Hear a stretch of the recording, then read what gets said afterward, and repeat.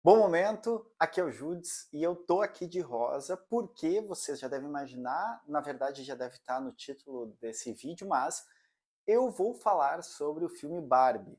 Claro, votaram no meu Instagram, disseram que queriam, Judes, fala disso, eu vou falar então porque eu fui ver o filme mesmo. Eu tenho que dar dois avisos primeiro, um que eu vou falar sobre a perspectiva de um homem assistindo, eu acho que isso é um marcador importante, e também vou falar algumas coisas que tem no filme, portanto podem ser considerados spoiler, embora eu não vá falar muito especificamente da própria história, já aviso porque tem gente que é paranoica, né, com a história de spoiler. Então a primeira coisa que eu vou falar sobre o filme é assistam. Eu vou falar das críticas depois, acho que tem críticas bem interessantes a serem feitas sobre o filme, mas a primeira coisa que eu acho importante da gente perceber nesse filme, uma estereotipação, há uma formação um pouco universal de masculino, alguns tipos, moldes de masculino, que são bem interessantes como crítica, que são construídos no filme. A gente tem o macho palestrinha, aquele que vai lá e fica falando um monte de coisa para as mulheres, tipo, ensinando elas, o cara que é fã de O Poderoso Chefão, e vai lá palestrar para ela sobre isso, aquele homem que não pode ver uma mulher que não sabe algo, como jogar um esporte e tal, e vai lá, deixa que eu te ensino, que fala por cima, etc. Mas a ideia toda é que é um mundo paralelo, né? O mundo da Barbie, o nosso mundo, e nosso mundo é baseado, isso fica muito evidente, no patriarcado.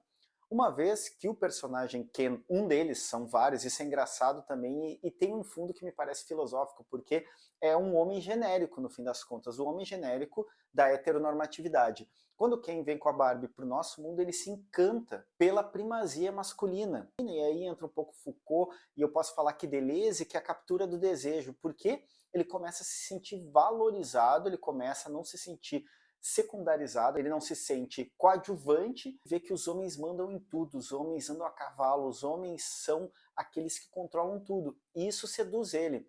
O Foucault, num texto que ele escreve para seu prefácio do Anti-Édipo de Deleuze e Guattari, ele escreve: não se apaixone pelo poder. E o que acontece conosco, homens, é que nós nos apaixonamos pelo poder, nós nos apaixonamos pelos nossos privilégios. Então, o Ken, ele acaba sendo seduzido pelo patriarcado, que é todo esse sistema estruturante da dominação masculina, e quando ele volta lá para o mundo da Barbie, ele quer implementar isso. Não vou dar muito mais spoiler que isso, mas também tem outra questão importante que eu queria chamar a atenção. Essa formação de tipos masculinos que o filme faz muito bem, eu acho que é um momento propício que atenta contra o cerne do neofascismo contemporâneo e suas várias modulações, que é o masculinismo, que é essa crença do homem como aquela construção heteronormativa, de dominador, de forte, de viril, como se fosse algo natural, ou seja, um essencialismo. Quando eu falo em essência, eu estou remetendo a Platão. Essência é tudo aquilo que torna algo que ele é e que está, de alguma forma, fora desse mundo, é uma essência dada, é uma revelação. A gente sabe que tudo que está na cultura, mesmo a formação de masculino, essa que as pessoas do senso comum vão dizer o homem é A ou B, é uma construção política, social, econômica e histórica. Então, quando faz essa formação desses tipos bem caricatos, que a gente dá bastante risada no filme, de masculinidades, está atacando essas construções que são construções bastante arbitrárias e nocivas, nocivas tanto para as mulheres, sobretudo para as mulheres, né, porque geram essa ideia do homem como aquele que não se importa, como aquele que tem a violência sempre na manga como uma resposta aos problemas, mas gera um problema também para os homens, porque essa construção de masculino oprime os homens em vários níveis e causa mal internamente. A gente tem dificuldade, por exemplo, de abraçar um amiguinho ou de dizer que ama outro homem, mesmo efetivamente amando, porque a nossa construção de masculino ela é tão frágil e ela é tão essencial para o conservadorismo moral e para o fascismo de modo mais amplo, e aí quando eu falo do fascismo, a gente coloca aqui os red pills, essas comunidades incels de jovens que não conseguem socializar com mulheres normalmente e que acabam se tornando grandes misóginos. Quando o filme mostra essas características, ele está mostrando que são construções caricatas, que são construções, ao final, risíveis, patéticas, que a gente dá a risada. Há um jogo também do outro lado, que é o jogo do feminismo, do discurso feminista, que vem, obviamente, no filme em vários momentos, e é um dispositivo que faz com que o encanto da subjugação do patriarcado dos Kens sobre as Barbies nesse mundo se quebre, ou seja, a conscientização é uma aposta, sobretudo numa consciência do discurso feminista que vai entre aspas, acordar as mulheres. Ele é bem autoevidente esse tipo de imagem que o filme traz. Quais são as críticas? Bom, o filme ele traz para dentro de si várias críticas que são feitas não só a Barbie, mas a própria empresa. Eles acabam trazendo para dentro do filme, por exemplo, a questão fiscal, né?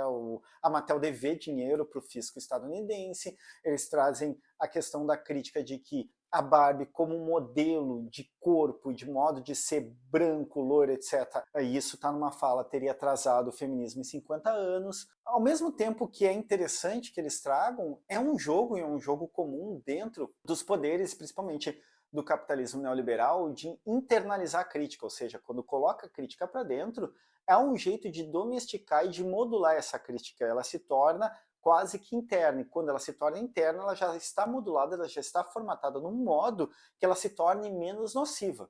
Então, essa é uma crítica bastante importante que tem sido feita. Outra crítica importante é que é um feminismo com conotações liberais, né? Ou seja, que aposta tudo, Barbie profissões, né? Aposta tudo na carreira da mulher, ou ela como bem-sucedida, ali como a Barbie bem-sucedida, mas que não traria outras questões que são questões fundamentais que produzem a subjugação da mulher ou potencializam ela como o próprio sistema capitalista seria. Ainda assim, minha leitura final é um filme muito bom, pensando pedagogicamente, de que tipo de mensagem ele vai passar. E não é por acaso que ele tenha irritado a extrema-direita. Ele é um filme que traz temas feministas, ele traz caricaturas do masculino e faz rir ao mesmo tempo que faz pensar. Obviamente a gente está falando de uma grande corporação, a gente está falando de capitalismo, a gente está falando de um filme que teve um frenesi muito financiado, de uma indústria multimilionária, mas que ainda assim, e aí lembrando uma vez mais Foucault, quando ele fala na ordem do discurso, quando ele começa a palestra sobre a ordem do discurso, ele diz que coisa pequena é essa que se vigia tanto que é o discurso. O discurso desse filme, ele vai ter, me parece, um ganho maior do que as perdas eventuais dessas críticas, porque o discurso ele faz com que a gente repense, questione e em alguma medida entre em processos filosóficos de estranhamento das suas próprias relações, da sua própria construção de identidade, das relações de poder, das relações, neste caso, do filme da Barbie, nas relações do patriarcado de subjugação feminina. Então, ao fim e ao cabo, é um filme que eu recomendo, acho muito interessante pensando como professor de escola pública, de jovens adultos, eu acho que o ganho é muito grande e é um filme que pode ser usado para problematizar essas situações, inclusive até em sala de aula. Se vocês gostam do meu trabalho nas redes e podem apoiar, vou deixar aqui o Pix para quem quiser ajudar, qualquer ajuda é bem-vinda. Vejam o filme, espero não ter dado muito spoiler para vocês e vamos arriba!